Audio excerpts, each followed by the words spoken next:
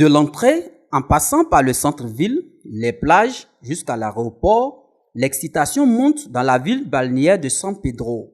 Elle est en réfection totale pour accueillir les compétitions qu'elle abritera lors de la Coupe d'Afrique des Nations CAN 2023. À cause de la CAN, la ville est en mouvement. On s'amuse. Vraiment, on se prépare activement pour accueillir nos invités. Vous-même, vous voyez les travaux qui se font au sein de San Pedro. En tout cas, on se prépare pour accueillir la CAN de Côte d'Ivoire.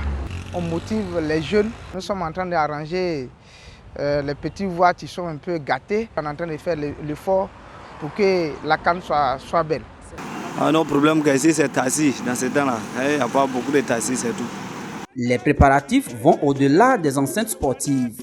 À quelques semaines, les routes, les complexes hôteliers, les sites touristiques, les grandes surfaces, les espaces de restauration et autres infrastructures, auparavant en état de délabrement, sont en constante réhabilitation pour faire bonne impression aux visiteurs. Avant, quand vous voulez passer à Abidjan, souvent là, tu peux prendre les dinars. Quand tu prends comme ça, souvent tu arrives à minuit. Mais là, c'est quand tu prends à 10h, quand on dit midi, 13h, tu es déjà à Abidjan.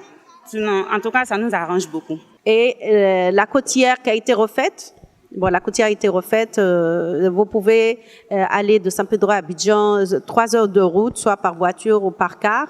L'intérieur de la ville aussi, tout San Pedro est en chantier. Au niveau de la ville, il y a beaucoup de changements. Voilà, nous avons eu au niveau des infrastructures, il y a beaucoup de choses qui étaient innovées. Voilà, au niveau du goudron, les hôtelleries, la sécurité. Il y a beaucoup d'endroits qu'ils vont visiter. En tout cas, ils seront vraiment heureux d'être en Côte d'Ivoire, précisément à San Pedro. Nous avons d'abord le Rocher des Amours, la piscine naturelle de San Pedro, la baie de Taki. Étant une CAN historique pour la première fois à San Pedro, je pense que les populations il y a un engouement qui est suscité dans l'ensemble de nos populations, au-delà même de la simple région de San Pedro. C'est toutes les régions aux alentours qui ont cet enthousiasme-là de participer à cette CAN-là. Franchement, nous sommes heureux, nous sommes contents pour accueillir les étrangers. Ils ne vont pas regretter surtout. Ils seront bien logés et bien nourris aussi surtout. L'affluence qu'attend la cité balnéaire nécessite un certain niveau de sécurité et de stabilité. Les autorités rassurent. Je crois que la maîtrise sera là, telle que je le connais. Donc déjà, on voit un peu partout des policiers, des gendarmes, toutes sortes de structures de sécurité.